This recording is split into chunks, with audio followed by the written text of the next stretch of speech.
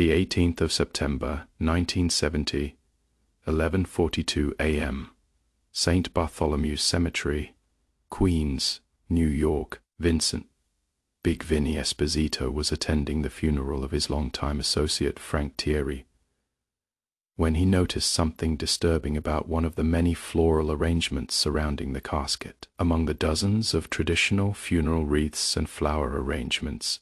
was an elaborate display of black roses and white lilies arranged in a very specific pattern that Esposito recognized from old Sicilian traditions. It was a death notice, a formal announcement that the next funeral would be his own. The arrangement appeared to be from Eternal Gardens Florist, a respectable flower shop that had been providing funeral arrangements for the Italian American community for over a decade. What Esposito didn't know was that Eternal Gardens was actually owned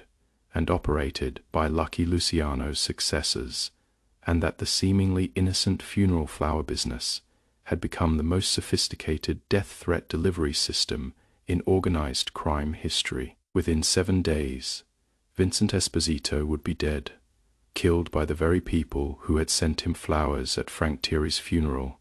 as a final courtesy notice of his impending execution. To understand how Lucky Luciano's organization transformed the funeral flower industry into a weapon for systematic intimidation and elimination,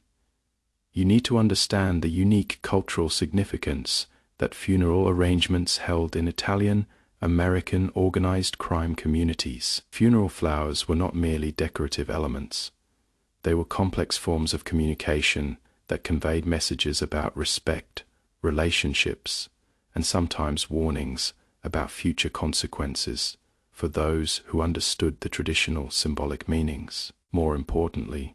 funeral flower arrangements provided perfect cover for delivering threats and warnings, because they were expected components of legitimate funeral services that attracted no attention from law enforcement or funeral home staff, who viewed floral deliveries as routine business activities rather than potential criminal communications. The funeral flower industry also offered ideal conditions for systematic psychological warfare,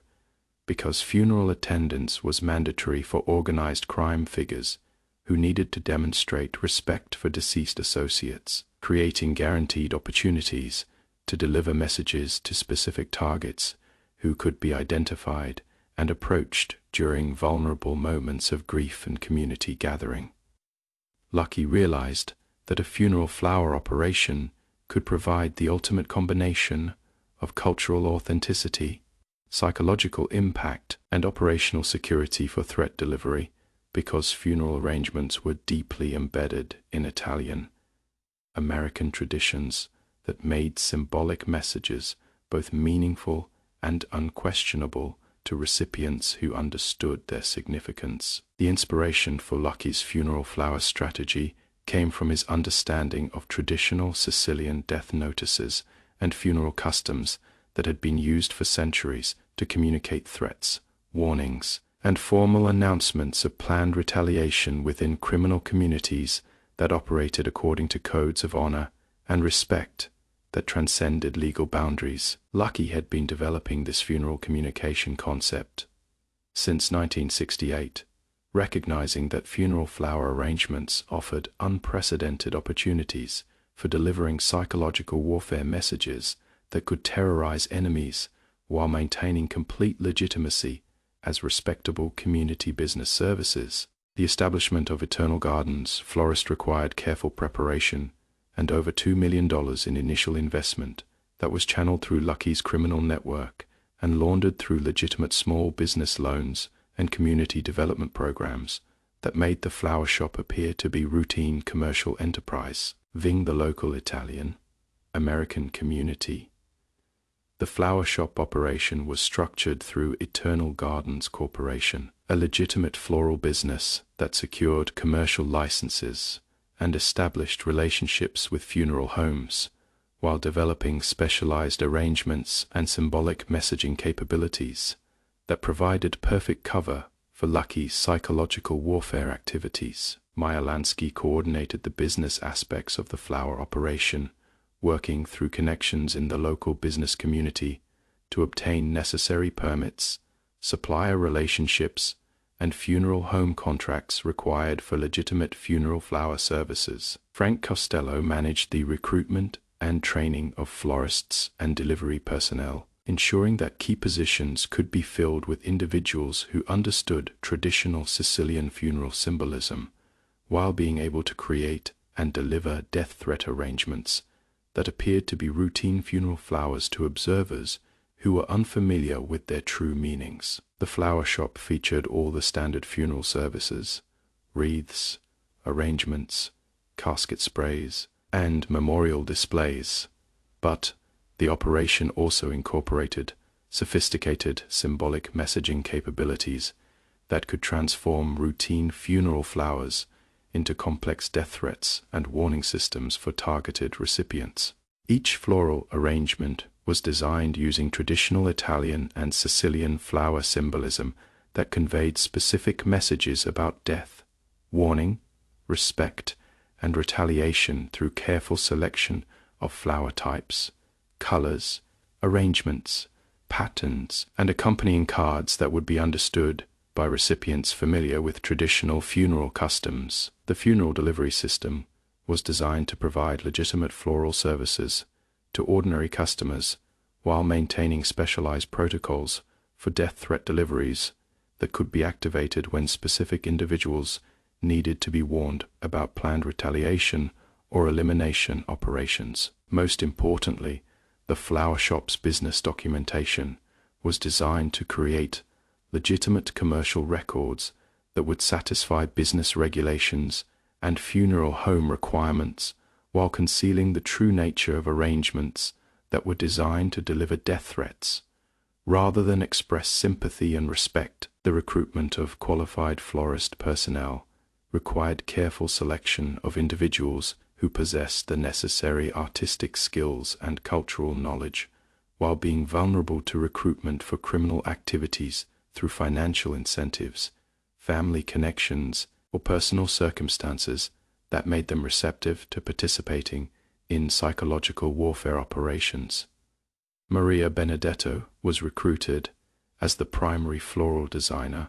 and symbolic messaging specialist for Lucky's funeral flower operation. Benedetto was a 41-year-old first-generation Italian American who had extensive knowledge of traditional Sicilian funeral customs and flower symbolism, but she was also struggling with financial problems related to her husband's gambling debts. Benedetto's recruitment was accomplished through community connections, who approached her with an offer to resolve her family's financial difficulties, while providing her with a management position at a new flower shop that would specialize in traditional Italian funeral arrangements for the local community. Benedetto was initially told that Eternal Gardens would be providing authentic traditional funeral services that honored Italian cultural heritage while serving families who wanted funeral arrangements that reflected their cultural values and community traditions. The transition from legitimate funeral flower services to death threat operations was gradual, beginning with requests for Benedetto to create arrangements that incorporated specific symbolic meanings related to honor, respect, and traditional justice concepts that were important to Italian American community values. As Benedetto became more comfortable with symbolic messaging, the requests became more specific and more obviously connected to threat delivery rather than legitimate funeral services. Benedetto was asked to create arrangements that would convey warnings, threats, and formal death notices to recipients who would understand their traditional meanings. Anthony Romano was recruited as Benedetto's assistant and delivery specialist for complex symbolic arrangements. Romano had family connections to traditional Sicilian culture and understood the historical context of funeral symbolism that made certain flower combinations into formal death threats. Vincent Torino was recruited to manage the flower shop's funeral home relationships and delivery scheduling. Torino's position allowed him to coordinate death threat deliveries with funeral schedules and target identification, ensuring that warning arrangements would be delivered to correct recipients at optimal times for maximum psychological impact. The funeral flower operations began with detailed research and cultural analysis that identified traditional symbolic meanings, analyzed target vulnerabilities and cultural backgrounds, and developed specific floral arrangements that would convey precise threat messages while appearing to be routine funeral flowers to uninformed observers. Vincent Esposito's death threat was planned as a major demonstration of the flower shop's psychological warfare capabilities. Esposito was a Queens crime boss who had been challenging Lucky's successors' control over construction rackets and building alliances with New Jersey families that threatened to disrupt territorial arrangements that Lucky's heirs were trying to maintain. Esposito was intelligent and culturally sophisticated, with deep knowledge of traditional Sicilian customs and symbols that would make him particularly receptive to death threat messages delivered through funeral flower arrangements that incorporated authentic traditional warning symbolism. The operation against Vincent Esposito was developed through extensive research into traditional Sicilian death notice customs and flower symbolism that would create maximum psychological impact while maintaining plausible deniability as routine funeral arrangements that could be dismissed as coincidental by law enforcement authorities. The research revealed that specific combinations of black roses, white lilies, and red carnations arranged in particular patterns had been used in traditional Sicilian culture to convey formal death notices and warnings about planned retaliation for perceived insults or violations of community honor codes. Maria Benedetto's death threat arrangement was carefully designed to incorporate traditional Sicilian death notice symbolism while appearing to be a routine funeral arrangement that would attract no attention from funeral home staff or other funeral attendees who were unfamiliar with traditional symbolic meanings. The arrangement featured 13 black roses representing death and finality, surrounded by white lilies symbolizing the purity of justice and retaliation, with red carnations indicating the blood that would be shed to restore honor and balance to community relationships. More importantly, the arrangement was positioned and presented in ways that would ensure Esposito would notice and understand its symbolic significance while being indistinguishable from legitimate funeral flowers to other attendees who lacked cultural knowledge about traditional threat symbolism. The arrangement included a sympathy card that appeared to contain routine condolences, but actually incorporated traditional phrases and references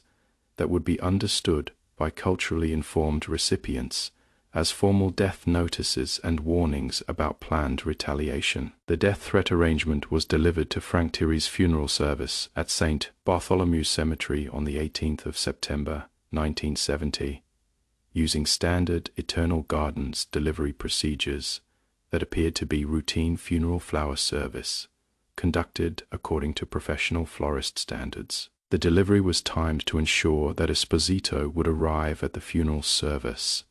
after the arrangement had been positioned, creating maximum psychological impact when he recognized the traditional death notice symbolism while being surrounded by community members who would serve as witnesses to his receipt of the formal warning. Vincent Esposito's psychological response to the death threat arrangement was immediate and severe, with visible signs of distress and anxiety that were noticed by other funeral attendees who interpreted his reaction as grief over Thierry's death rather than fear about his own impending elimination. Esposito's attempts to investigate the source of the death threat arrangement were unsuccessful because Eternal Gardens appeared to be a legitimate funeral flower service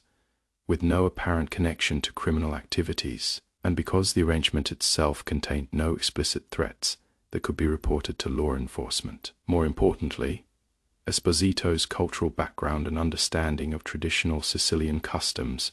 made him fully aware that formal death notices delivered through funeral flowers were typically followed by swift retaliation that could not be prevented through normal security measures or law enforcement protection. The psychological warfare campaign against Esposito continued over the next week, with additional symbolic messages delivered through various means, including newspaper death notices with coded language, religious items left at his business locations, and other traditional warning symbols that reinforced the original funeral flower threat. Vincent Esposito was eliminated on the 25th of September, 1970, exactly 7 days after receiving the funeral flower death notice, through a carefully planned operation that fulfilled the formal warning that had been delivered through the traditional symbolic arrangement. The elimination was conducted according to traditional Sicilian retaliation customs that honored the formal warning process, while demonstrating the effectiveness of Lucky's funeral flower psychological warfare system to other potential targets who had witnessed the warning delivery and subsequent fulfillment. Federal investigators who examined Esposito's death found no connection to the funeral flower arrangement that had preceded his elimination, noting that the floral delivery appeared to be routine funeral service with no apparent relationship to organized crime activities or elimination planning. The success of the Vincent Esposito death threat operation led to the expansion of Lucky's funeral flower strategy to target additional crime figures throughout the New York metropolitan area who posed threats to his successors' criminal operations or could be eliminated to create opportunities for territorial expansion and business consolidation. Over the next 18 months, Eternal Gardens Florist systematically delivered death threat arrangements to 24 major crime figures through funeral flower services that appeared to be routine community business activities, but actually were sophisticated psychological warfare operations designed to terrorize targets before their planned elimination. Thomas Eboli received a death threat arrangement at his brother's funeral in November 1970, featuring traditional symbolic elements that warned of planned retaliation for territorial violations, and was eliminated 12 days later. According to the warning schedule, Joseph Colombo received a death threat arrangement at his associate's funeral in January 1971,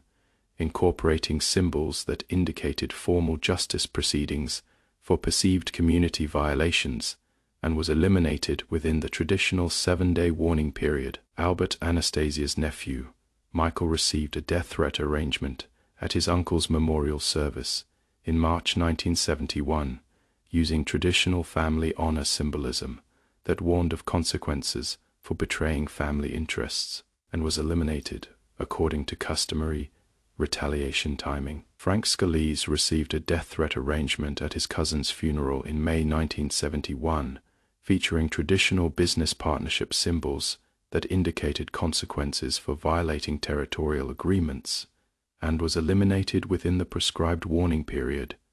By June 1971, Lucky Luciano's funeral flower operation had eliminated 18 major crime figures, while maintaining Eternal Gardens as a legitimate community florist that generated substantial revenue and provided authentic traditional funeral services to Italian American families throughout Queens and Brooklyn. The funeral flower operations had also provided Lucky's successors with comprehensive intelligence about the personal relationships, cultural knowledge, and psychological vulnerabilities of virtually every major crime figure in the New York area, because funeral attendance patterns revealed detailed information about criminal associations and community standing. More importantly, the funeral flower strategy had created a climate of psychological terror within organized crime communities, where funeral attendance became anxiety, provoking experiences that reminded potential targets of their mortality and vulnerability to traditional retaliation methods. The psychological impact of the funeral flower operations was particularly devastating because they exploited fundamental cultural values and community traditions that made it impossible for potential victims to avoid exposure without violating cultural obligations and community respect requirements. Federal law enforcement agencies investigated the unusual pattern of deaths among organized crime figures, but found no evidence of systematic assassination operations connected to funeral services, noting that the deaths appeared to be the result of traditional criminal conflicts rather than coordinated elimination campaigns. The FBI's investigation concluded that the deaths were consistent with normal patterns of organized crime violence and territorial disputes, rather than evidence of systematic psychological warfare operations conducted through legitimate community businesses. Local law enforcement authorities examined the funeral flower arrangements, but found no evidence of criminal activity or threat delivery, noting that the floral services appeared to be legitimate community business activities that served traditional cultural needs within the Italian-American community. Cultural investigators and community leaders reviewed the funeral flower symbolism, but found no evidence of threatening messages or criminal communications, noting that traditional funeral arrangements reflected authentic cultural heritage rather than organized crime messaging systems. Lucky Luciano's successors had created the perfect psychological warfare system, a legitimate community business that eliminated enemies while serving authentic cultural needs, maintaining community respect, and generating substantial profits that could be used to fund additional criminal operations. Through this funeral flower operation,